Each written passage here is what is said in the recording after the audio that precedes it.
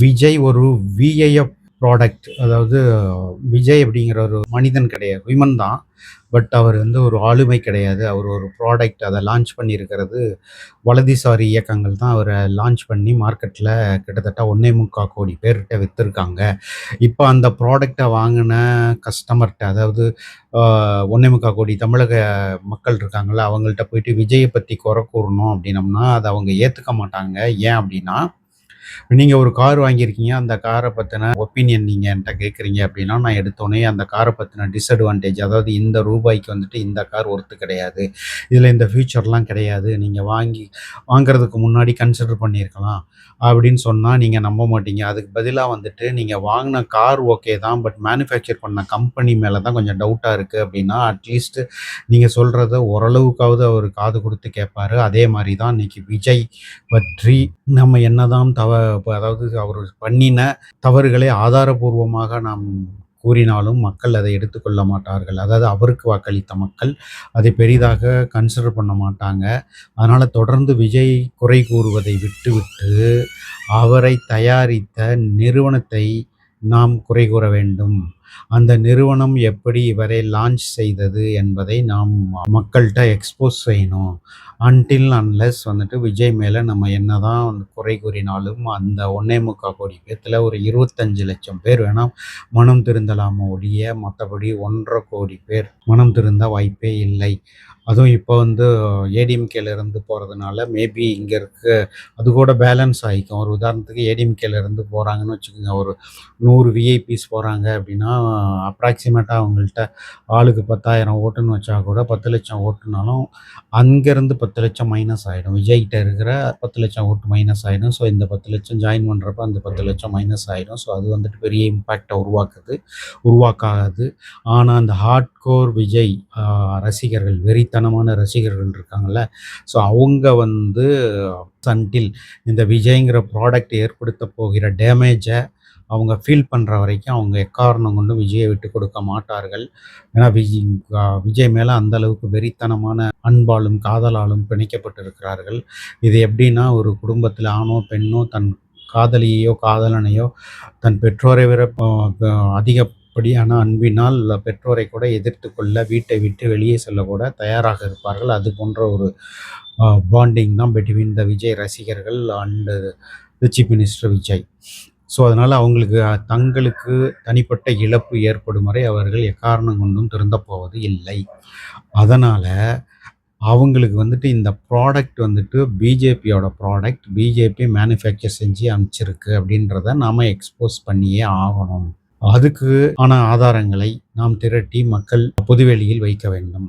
அது என்னென்ன ஆதாரம் அப்படின்னு பார்த்தீங்க அப்படின்னா, இப்போ ஹெச்ஆர்என்சி டிபார்ட்மெண்ட் தான் ஃபர்ஸ்ட் டிபார்ட்மெண்ட் அது.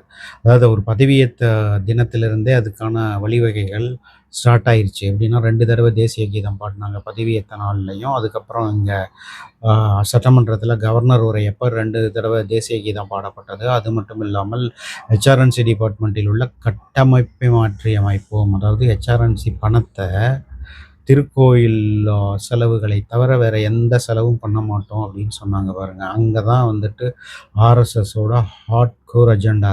அது திருக்கோயில் பணத்தை எடுத்து எந்த மக்கள் நல்வாழ்வு திட்டங்களுக்கு, ஒரு உதாரணத்துக்கு ஹாஸ்பிட்டல் கட்டுறது, கல்லூரிகள் கட்டுறது, பள்ளிக்கூடங்கள் கட்டுறது, வணிக வளாகம் கட்டி வாடகைக்கு விடுறது. ஸோ இந்த மாரி விஷயங்கள பண்ணவே கூடாது. அப்படின்றது ஹிந்துத்துவ அஜெண்டாவோட மெயின் குறிக்கோள். அத வந்துட்டு ஃபர்ஸ்ட் இம்ப்ளிமெண்ட் பண்ணியிருக்காங்க. அதனால டிஎம்கே கவர்மெண்ட்ல வணிக வளாகம் கட்ட இருந்த டெண்டர்கள், பள்ளிக்கூடம் மற்றும் கல்லூரிகள் கட்ட இருந்த டெண்டர்கள் எல்லாவற்றையும் இவர்கள் கேன்சல் செய்து விட்டார்கள். ஆகையால் தான் பிஜேபி வாடகை வாய்கள் ஜோஹோவோட ஸ்ரீதர் வேம்பாக இருக்கட்டும், அல்லது ஜேவிசி ஸ்ரீராம்னு ஒரு டுபாக்கூர் சர்வே எடுக்கும் மனிதராக இருக்கட்டும், அவங்கெல்லாம் வந்துட்டு ஹார்ட்கோர் ஆர்எஸ்எஸ் இந்துத்துவா பேசுறவங்க. அப்புறம் கிழக்கு பதிப்பகம் சேஷாத்ரி, பாகி, அவர் வந்து தினமலரா இல்ல துக்ளக்கான்னு தெரியல. துக்ளக் ரமேஷ், பாக்கி, இவங்க எல்லாமே வந்துட்டு ஆர்எஸ்எஸோட ஹார்ட் சப்போர்ட்டர்ஸ். ஆனா இன்னைக்கு வந்துட்டு விஜய சப்போர்ட் பண்றாங்க. என்ன ரீசன்? காரணம் என்ன அப்படின்னா, இன்னைக்கு விஜய் வந்து எல்லா ஆர்எஸ்எஸ் அஜெண்டாவையும் தூக்கி பிடிக்கிறாரு.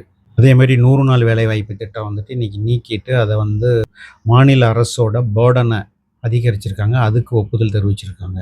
முன்னாடி வந்துட்டு 90% மத்திய அரசு பங்காகவும், 10% மாநில அரசு பங்காகவும் இருந்தது. இப்போது அதை வந்து பிபிஜி ராம்ஜே திட்டமா மாத்தி, இதில வந்து 60% மத்திய அரசோட ரிமைனிங் 40% ஸ்டேட் கவர்மெண்ட்டோட கான்ட்ரிபியூஷனும் ஆக்கியிருக்காங்க. இது மூலம் வந்துட்டு தமிழ்நாடு கவர்மெண்ட்டுக்கு ரூ. 5000 கோடி இழப்பு ஏற்படும்.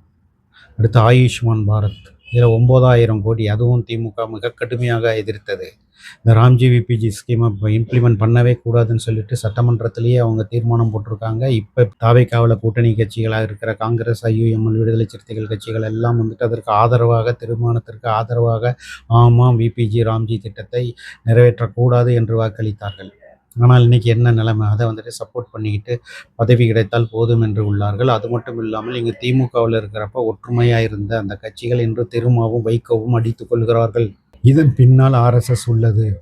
இவங்க எல்லாத்தையும் ஏன்னா அவங்க வந்துட்டு அகைன் டிஎம்கேக்கு வந்தாலும் டிஎம்கேல அவங்க ஒற்றுமையா இருக்கக்கூடாதுங்கிறனால ஆல்ரெடி 2 பேரும் அடிச்சுக்க ஆரம்பிச்சுட்டாங்க. டிஎம்கேக்கு வந்தாலும் டிஎம்கே அவங்க சேர்த்துக்க மாட்டாங்க அப்படிங்கிறது என்னோட ஒப்பீனியன். பட் ஸ்டில் அவங்க வந்துட்டு அவங்களுக்குள்ளேயே அடிச்சுக்கிட்டு இருக்காங்க. அதுக்கப்புறம் பார்த்தீங்க அப்படின்னா, இன்னைக்கு வந்துட்டு ஆயுஷ்மான் பாரத்ல ஆன்லைன் ரெஜிஸ்ட்ரேஷன ஸ்டார்ட் பண்ணிட்டாங்க ஸ்டேட் கவர்மெண்ட். இது மூலமா அகைன் 9000 கோடி கவர்மெண்ட்டுக்கு லாஸ். போன டிஎம்கே கவர்மெண்ட்ல வந்துட்டு 700 பிரைவேட் ஸ்கூல வந்துட்டு அவங்க க்ளோஸ் பண்ண வச்சாங்க. பட் இப்போ வந்துட்டு 700 புது சிபிஎஸ்இ ஸ்கூல் வந்துட்டு அப்ரூவல் ஆயிருக்கு. ஸோ இது மூலம் மும்மொழி கொள்கை வந்துட்டு இன்டைரக்ட்டா, அதாவது புறவாசல் வழியா உள்ள வரப்போகுது. ஸோ இந்த மாரி ஏராளமான திட்டங்கள் இந்த தாவேகா கவர்மெண்ட்ல அதாவது பிஜேபியோட அஜெண்டா நடைபெற்றுக் கொண்டிருக்கிறது. இன்னைக்கு ரொம்ப கவலைக்கு தரக்கூடிய விஷயம் என்னன்னா, தமிழ்நாடு கைடன்ஸ் தேனாம்பேட்டையில பிரஸ்டீஜ் பில்டிங்ல இருக்கு. அதில கிட்டத்தட்ட 10 பேர் ரிசைன் பண்ணிட்டாங்க. அவங்க ரொம்ப முக்கியமான ஹையர் ஆஃபீசியல்ஸ். ஏன்னா அவங்க தான் வந்துட்டு மத்த நாடுகள்ல இருக்கிற தூதர்களோட, அதாவது Indian embassy as well as foreign அந்த நாட்டோட எம்பசியோட கான்டாக்ட்ல இருந்து அங்க இருக்கிற பெருநிறுவனங்களை இங்கு கொண்டு வர காரணமாக இருக்கிறவர்கள். அவர்களிடம் தான் கான்டாக்ட்ஸ் அண்ட் ரிலேஷன்ஷிப் இருக்கும். இப்போது அவர்கள் ரிசைன் செய்து விட்டார்கள் என்றால் இங்கு வரவேண்டிய தொழில் வாய்ப்புகள் எதுவுமே வராது. நேத்துக்கு வந்துட்டு அவங்களோட ரீல்ஸ் நெகட்டிவிட்டிய மறைக்கிறதுக்காக ஆல்ரெடி டிஎம்கே கவர்மெண்ட்ல 2000 கோடிக்கு போட்ட புரிந்துணர்வு ஒப்பந்தம் ஹிட்டாச்சி கூட. அத வந்துட்டு ஏதோ 1000 கோடிக்கு போட்டு விட்டதாக பொய்யான தகவலை பரப்பிக் கொண்டிருக்கிறார்கள். அதேபோல ஃபோர்டு நிறுவனம் கோயம்புத்தூர்ல வந்துட்டு குளோபல் கஸ்டமர் சர்வீஸ் சென்டரை ஓப்பன் பண்ணியிருக்காங்க. அதுவும் வந்துட்டு திமுக அரசாங்கத்திடம் இருந்தபோது அவர்கள் வந்துட்டு ஃபேக்ட்ரியவே கொண்டு வர்றதுக்கு ட்ரை பண்ணிட்டு இருந்தாங்க. மறைமலை நகர்ல மூடப்பட்ட ஃபோர்டு ஃபேக்ட்ரிய அகைன் திறக்கிறதுக்கான முழு முயற்சியும் நடைபெற்றது. மோர் ஆர் லெஸ் அது திறக்கிற ஸ்டேஜ்ல இவங்க ஆட்சி இழந்துட்டாங்க. ஸோ இந்த மாதிரி திமுக அரசாங்கத்தால் கொண்டு வந்த பல திட்டங்கள் வந்துட்டு இன்னைக்கு நடைபெறாமல் இருக்கிறது. இவர்களுக்கு ஸ்டேட் ஜிஎஸ்டினா என்னன்னே தெரிய மாட்டேங்குது. அவங்க டபுள் டிஜிட்ல விட்டுட்டு போயிருக்காங்க. ஸோ இந்த மாதிரி தொழில்கள், தமிழ்நாட்டுக்கு வர வேண்டிய தொழில்கள் எல்லாம் ஆந்திராவுக்கும் மற்ற மாநிலங்களுக்கும் சென்று கொண்டிருந்தால் தமிழ்நாட்டின் நிலைமை ரொம்பவும் கவலைக்கிடமா இருக்குது. இது எப்ப நீங்கள்லாம், அதாவது தவைக்காவுக்கு ஓட்டு போட்ட மக்கள்லாம் உணர்வாங்க அப்படின்னா, உங்கள் தனிப்பட்ட முறையில் பாதிக்கப்படும் பொழுது தான் நீங்கள் உணர்வீர்கள். தற்பொழுதே பணவீக்கமும், பணம் பற்றாக்குறையும், அதாவது வந்துட்டு கையில பணம் நிக்க மாட்டேங்குது அப்படின்னு சொல்லுவோம்ல. ஸோ அந்த இது வந்துட்டு ஆல்ரெடி தமிழ்நாட்டுல ஜாஸ்தி ஆயிருச்சு. இன்னைக்கு வரைக்கும் பெரிய ரியல் எஸ்டேட் டிரான்சாக்ஷன் எதுவுமே நடக்கல. புதிய தொழில்கள் வரவில்லை. இது அடுத்தடுத்த இம்பேக்ட் வந்துட்டு இன்னும் ஒரு 4, 5 மாசத்தில் தெரியும். அது தெரியும் போது தான் தனிநபர்கள் பாதிக்கப்படுவார்கள். அப்போது தான் எதற்கு இந்த தாவேக்கா கவர்மெண்ட்டுக்கு வாக்களித்தோம், ஏன் விஜயை நம்பினோம், அவர் ஒரு பொய்க்கால் குதிரை என்பது அவர்களுக்கு தெரிய வரும். அதுவரை நாம் என்ன கூறினாலும் அவர்கள் காதில் ஏறாது.